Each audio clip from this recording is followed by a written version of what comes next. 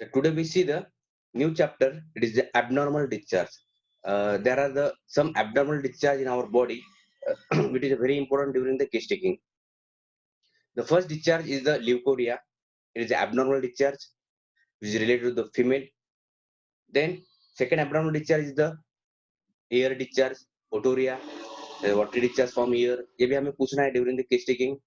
कुछ abnormal discharge भले ही आपका ये प्रजनन कंप्लेंट ना हो, पेशेंट नहीं लेके आया, फिर भी ड्यूरिंग द प्रजनन कंप्लेंट इसका कुछ संबंध है क्या? जैसे पेशेंट आपको आया, पेट का दर्द हो रहा है और आप पूछते-पूछते आप कान तक गए, उसको कान का कुछ तकलीफ नहीं पर बता रहा है कि सर मेरे कान से पस निकलता है, कभी भी निकलता है। ऐसा नहीं कि ये अपने पास सिर्फ पेट के लिए आया, हम उसको कान को छोड़ देंगे। वी ट्रीट द पेशेंट, हम ट्रीट पेशेंट को उसके बालों से लेके नाखून तक ठीक करना है। ऐसा नहीं कि एलोपैथी के जैसा नहीं, पेट के लिए है तो मैं पेट का देखोगे, कान के लिए ईएनटी के पास भेजो। In the homeopathy no, at all no. Homeopathy में हम पेशेंट को पेशेंट जानते हैं, एज ए होल। अब पेट के दर्द को लिए आया, हम उसको कान भी पूछेंगे और कान का जो पानी बह रहा है, उसको भी ठीक करना हमारा कर्तव्य रहता है। तो आपको पूछना है, भले ही उसने नहीं बता रहा है, मगर आपको दिख रहा है यहाँ से गीला दिख रहा है, तो आपने पूछना है उसको, क्या हो रहा है? कान को क्या प्रॉब्लम है? सर सर, कान में से पस भरता है और चल रहा है वो, मेरे क्या 2-3 साल से चल रहा है। तो उसका और पेट आपका प्रेजेंट कंप्लेंट का कुछ रिलेशन है क्या? आपकी सिम्पटम ऐसी मेडिसिन आपको ढूँढना है उसके अंदर पेट का दर्द भी हो, कान में से पानी बह रहा भी हो। तो ये एब्डोमिनल डिस्चार्ज। दूसरा है नोज़ डिस्चार्ज। पेशेंट आपके पास आया है स्किन प्रॉब्लम के लिए। Sir I am suffering from the psoriasis और आपके सामने नाक में से पानी आ रहा है उसके और बार-बार वो दस्ती पोंछ रहा है। तो आपका इनडायरेक्टली डायरेक्टली क्वेश्चन क्या रहेगा भाई, तू तो आया मेरे पास स्किन प्रॉब्लम के लिए बट तेरे नाक में से पानी बह रहा है, ये भी कीनोट सिम्पटम्स है। पेशेंट नहीं बताएंगे मुझे सर इसका क्या संबंध है? But in the homeopathy every symptoms is related to the each other. कुछ तो भी रिलेशन होगा। ना भी रहे तो हम ऐसी मेडिसिन हमें ढूँढना है, उसके अंदर पेट का दर्द भी हो और नाक में से डिस्चार्ज भी हो। उसको छोड़ नहीं देना, पेशेंट भले ही नहीं बता रहा है। तो हमें जो दिखने वाले डिस्चार्ज मैं बता रहा हूँ, पेशेंट बोलने वाले अलग। पहला दिखने वाला डिस्चार्ज कौन-सा है अपना? ल्यूकोरिया पेशेंट बताएगा तभी पता चलेगा आपको। फीमेल पेशेंट बताएगा, I am suffering from the leucorrhoea तभी बताएगा। बट कोई डिस्चार्ज है वो डिस्चार्ज हमें किससे मिलते हैं? दैट इज़ ईयर डिस्चार्ज, उसके बाद नोज़ डिस्चार्ज, नाक में से पानी बहना, आँखों में से पानी बहना, आँखों में से पानी बहना। अब मेरे मेरे पास पेशेंट आया था, patient suffering from the that is हम उसको क्या बोले joint pain, the polyarthritis, knee joint, shoulder pain और हम केस लेते-लेते उसकी आँखों में से पानी आ रहा है। मैंने उसको पूछा, "क्या रो रहे हो?" "नो।" "सर क्या है?" बात करते-करते आँखों में से पानी आता है। ओह! कितना कीनोट सिम्पटम्स है। तो what did discharge from the talk during talking? तो ये कीनोट सिम्पटम्स है, ये डिस्चार्ज है। वो अपनी ऐसी रेमेडी यही ऑब्जर्वेशन रहता है प्रैक्टिस के अंदर, एब्नॉर्मल डिस्चार्ज। तो हम कुछ एब्नॉर्मल डिस्चार्ज के बारे में कैसे स्टडी की? अब ये समझो आँखों में से पानी आपको दिख रहा है, आपको छोड़ नहीं देना, सिर्फ दिख रहा नहीं, what did discharge from the I during the talking, ये तो एक रूब्रिक हो गया। उसके साथ उसका कैरेक्टरिस्टिक क्या है, क्वांटिटी कितनी है, ये सेम लिखना है हमें। कब आता है, उसका कलर कैसा रहता है, वाटरलेस रहता है, कभी-कभी गंदा पानी आता है, दूध वाला पानी, दूध के जैसा पानी आता है, कान का डिस्चार्ज कैसा है, नोज़ का डिस्चार्ज कैसा है। उसके बाद कल हमने जो देखी पर्सपायरेशन, अब कभी-कभी पेशेंट बताना है, फिर आपको भी कुछ पूछना पड़ता है पर्सपायरेशन के बारे में। ये 3-4 चीज़ आपको ध्यान में रखना है in the during the practice. The ear discharge, nose discharge, eye discharge और अभी एक एग्जांपल तौर के ऊपर पेशेंट आपको ये कर रहा है, बता रहा है the patient suffering from the like हम क्या बोलेंगे उसको उसको पेशेंट को है skin problem that is eczema, उसको बहुत इसबगोल बोलते हैं और आप केस ले रहे हो। अब केस लेते-लेते आपको दिख रहा है उसके ऐसा कर रहा है तो डैंड्रफ गिर रहा है। तो लगेज आपको उसकी क्लिक होनी चाहिए, "अरे! क्या हो रहा है आपको सर में?" "सर डैंड्रफ हो रहा है।" "ओह! ठीक।" आप उसको लिख सकते हो डैंड्रफ। ऐसा नहीं कि आपने वो दिख रहा है नेगलेक्ट कर दो। हर चीज़ आपको लेने का है आपको। तो ध्यान में रखो, this is very important for your practice. आप इम्पोर्टेंट ये दैट इज़ का इसलिए कहा जाता है, फिजिशियन इज़ द कीन ऑब्जर्वर। फिजिशियन को हम क्या बोलते हैं? कीन ऑब्जर्वर। कीन ऑब्जर्वर का मतलब होता है हर चीज़ उसको ऑब्जर्व करना है ड्यूरिंग द केस्टिंग। ऐसा नहीं कि मेरे पास तो ये पेशेंट आया, एलोपैथी और होम्योपैथी में सबसे बड़ा फ़र्क यही रहता है। उनकी केस्टिंग और अपनी केस्टिंग में बहुत ज़्यादा फ़र्क है। अपनी केस्टिंग के अंदर हम हर चीज़ लेते हैं, जो पेशेंट में दिखते हैं, ना दिखते हैं, पेशेंट खुद बोलता है, ये सब कुछ हम एक रिकॉर्ड करके रखते हैं। बट इन द एलोपैथी पेट के लिए आए तो हम सिर्फ पेट का ही देखेंगे, छाती के दर्द के लिए आए तो छाती का ही देखेंगे, आँखों के लिए आए तो ऑप्थेल्मोलॉजिस्ट लगेगा, कान का है तो ईएनटी देखेगा, माउथ क्या है तो दाँत के लिए है तो डेंटिस्ट देखेगा। But in the homeopathy not divided the patient body. We collect the whole. हम ट्रीट द पेशेंट, हम पेशेंट को ठीक करना चाहते हैं कि वो ठीक होना चाहिए। नहीं तो ऐसा नहीं है, एक पेशेंट आ रहा है आपके पास छाती का दर्द है और उसके आँखों में से पानी बह रहा है। पेशेंट सर अभी देखिए आप जब कभी एमडी मेडिसिन के पास पेशेंट जाता है, तो किस लिए जाता है? बुखार के लिए जाता है। सर मेरा बहुत बुखार आ रही है और बुखार के अंदर मेरा कान भी बह रहा है। अब प्रॉब्लम क्या होता है इन द एलोपैथिक सिस्टम पेट में दर्द हो रहा है बुखार आ रही है तो एमडी मेडिसिन ट्रीट करता है, बट कान में पानी आ रहा है तो वो भेज देगा ईएनटी की तरफ। अब ये 2-3 दवा देगा और वो 2-3 दवा देगा और मिक्स हो जाएगा। फिर कुछ दिन बाद ईएनटी के पास जाने के बाद वो कान ठीक हो जाता है, उसी दौरान उसको आँखों की तकलीफ चालू हो जाती है। फिर वो बोलते हैं ऑप्थेल्मोलॉजिस्ट के पास जाओ। ऑप्थेल्मोलॉजिस्ट की दवा नहीं लेता है, वो ठीक हो जाता है। थोड़े दिन के बाद वो बोलेगा, भई आँखों तो ठीक हो गया, कान का तो ठीक है, अब बुखार भी नहीं आ रही है। फिर अभी मुँह के छाले बार-बार आ रहे हैं, फिर और डबल ईएनटी। फिर उसके बाद कुछ तो दिन बाद उसको स्किन प्रॉब्लम चालू हो जाता है। फिर वही डॉक्टर के पास जाता है, जो बुखार के लिए वो बोलता है, "ये मेरी तकलीफ नहीं है, ये आप जाइए डर्मेटोलॉजिस्ट के पास।" डर्मेटोलॉजिस्ट के पास पेशेंट जाता है, उसके बाद उसको दू पेट का दर्द चालू होता है, वो बोलता है, "अब जनरल सर्जन के पास जाइए।" मतलब patient in the allopathic there the divideation of the system उनके हिसाब से। But in the homeopathic no divideation, कभी भी नहीं है, होगा भी नहीं।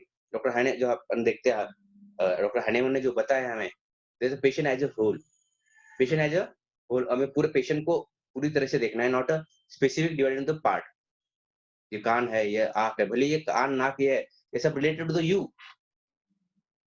तो इसके अंदर आपको ये देखने का ये फिलॉसफी है। इट इज़ नॉट ये कुछ ऐसी चीज़ नहीं है कि हम अपने मन से बता रहे हैं। It is a philosophy written by doctor Samuel Hahnemann. उसको हम सिर्फ आपको अलग भाषा में हम एक ईज़ी भाषा में आपको बताना चाहते हैं। तो ध्यान में रखो, पेशेंट एज़ अ होल, कोई भी डिस्चार्ज हो, कोई भी चीज़ आपको टेस्टिंग में आपको नज़र आती है, कीन ऑब्जर्व ऐसा नहीं वो बताए ना बताए। एग्ज़ाम्पल तौर के ऊपर पेशेंट आया आपके पास और किस्टिंग दे रहा है, किस्टिंग विद द जॉइंट पेन और जॉइंट पेन देते-देते यहाँ पे उसको मस्से आ रहे हैं।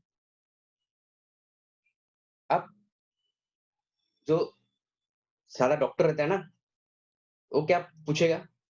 पेट का दर्द है, जॉइंट पेन है, चलो उतना ही। उसको दिख रहे हैं मस्से, उसको पूरा अरे दिख रहा है उसके पास यहाँ पे गर्दन पर मस्सा है, उसके बाजू में भी मस्सा है। जो डॉक्टर है वो उसको कुछ वो बोला काय को उसके पीछे लगने का, जो आप पेशेंट आया है इसलिए अपन ठीक कर देंगे। तो फिर क्या करता है पेशेंट फिजिशियन, होम्योपैथिक फिजिशियन वो देखते-देखते मस्से भी पूछ लेता, पेशेंट बोले या ना बोलो, "अरे चलो मस्से है वहाँ पे, लिख ले।" ठीक है, टोटली अब सिम्टम बन गई। एग्ज़ाम्पल तौर के ऊपर हम देखेंगे और पेशेंट आपके सामने बैठा है और दाँतों में हाथ डाल रहा है, उसकी मम्मी बोले, "अरे हाथ खाली कर।" फिर भी हाथ डाल रहा है, "अरे हाथ खाली कर।" उसकी मम्मी बोलती है, "और नीचे हाथ करो, चुपचाप डॉक्टर साहब के सामने सीधा बैठिए।" तो आप ऑब्ज़र्व करो यार बार-बार ये हाथ मुँह में डाल रहा है, कुछ तो भी रूब्रिक होगा इसका। ये बाद में हम देखेंगे इसका रूब्रिक क्या है। पर पहले एक सादे इंसान की तरह कुछ तो भी एब्नॉर्मल चीज़ है, जो बार-बार हाथ डाल रहा है।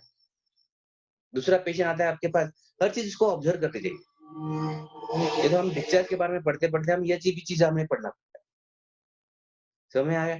नाक में से पानी बहना हाँ, दूसरा है, बात करते-करते अभी हम देखते हैं पेशेंट के अंदर, पेशेंट बात करते वक़्त उसका सलाइवा टपक जाता है ऑटोमैटिक, तो पोंछ लेता है।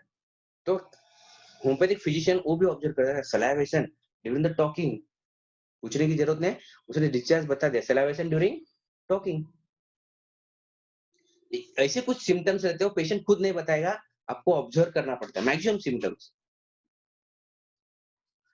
पेशेंट आपको पता है, अभी हम मेंटल सिम्पटम भी जब पढ़ेंगे ड्यूरिंग द केस टेकिंग, ये भी आपको ऐसे ही पढ़ना पड़ता है, ऑब्ज़र्व द पेशेंट।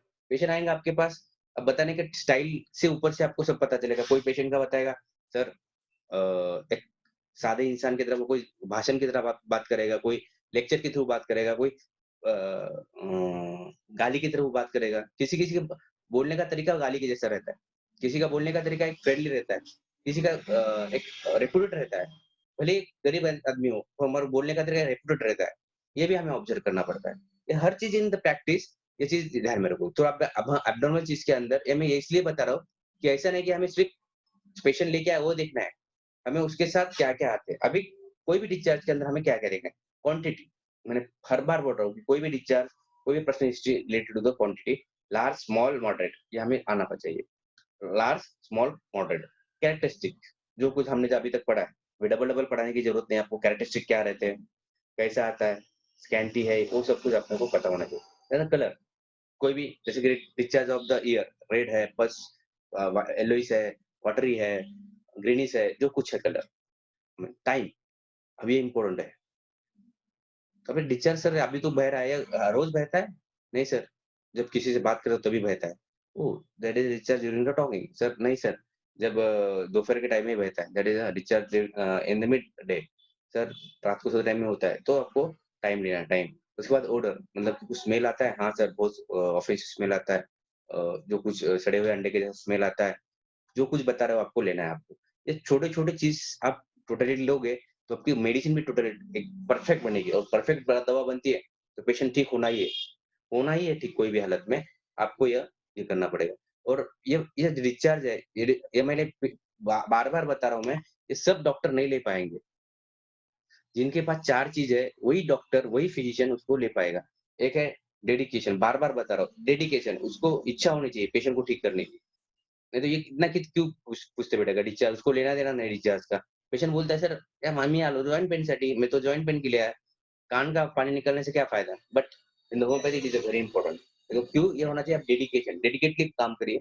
उसके बाद डायरेक्शन, आपको डायरेक्शन पता होना, जो मैंने बताया डायरेक्शन, ऐसी-ऐसी नहीं तो अभी आपको कोई भी, आप बहुत ज़्यादा किताब है होम्योपैथी के अंदर, कोई भी आप किताब उठाओगे, पढ़ोगे, उसके जैसा फॉलो करोगे। गलत डायरेक्शन निकले तो गलत।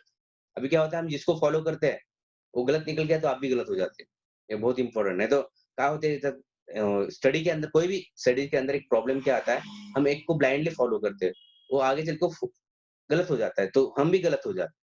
तो फॉलो द ट्रू थिंग्स, तभी जाके आप डायरेक्शन सही होना चाहिए। डायरेक्शन गलत मिल गया, तो अब आपका कुछ दिन का रिजल्ट गलत ही आएगा। तो पहले ही डायरेक्शन अच्छा रखे, देखो हम कौन से डायरेक्शन में, डेडिकेशन, डायरेक्शन, डिसिप्लिन। बार-बार मैं बता रहा हूँ, discipline it is the basic concept of the homeopathy. जब डिसिप्लिन नहीं रहता, डिसिप्लिन मतलब एक जगह वही रहनी चाहिए। मैं आज 8 बजे लेक्चर है तो मैं 8 बजे ही रहना। Discipline is very important. आप लेक्चर कर रहे हो एकदम क शांतपने आप सुन रहे हो, सिस्टमैटिकली करो, अच्छे है। आपका बैच मुझे लगती है बहुत अच्छी है, जो आप सुन रहे हो सही तरीके से, डिसिप्लिन। आपको डॉक्टर बनना है। ये आपको डायरेक्शन, डिसिप्लिन, डेडिकेशन, डिजायर, ये सबसे सबको एक साथ में 4D कहा जाता है इसको।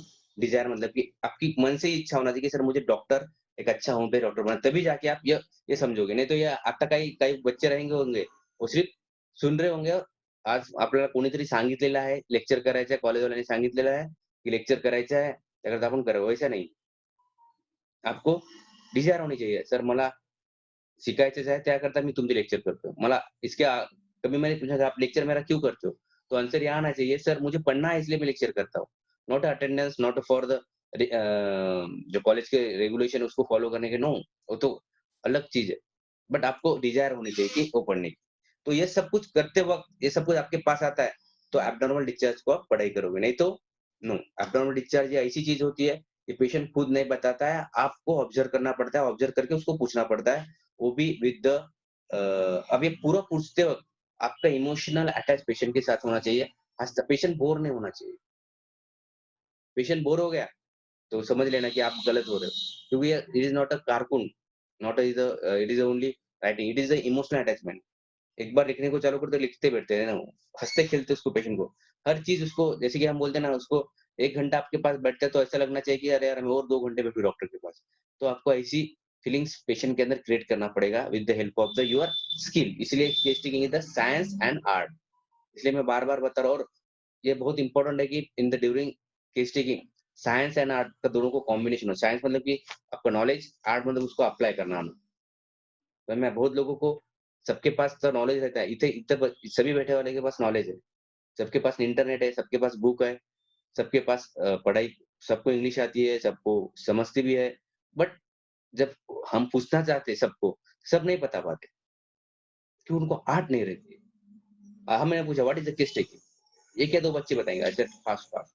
कुछ बच्चे, "सर मला येते पण सांगता येत नाही." लाज वाटते. फिर वो लैक ऑफ, ये उनके पास क्या है? बहुत चीज़ की कमी है। तो be careful about your thing.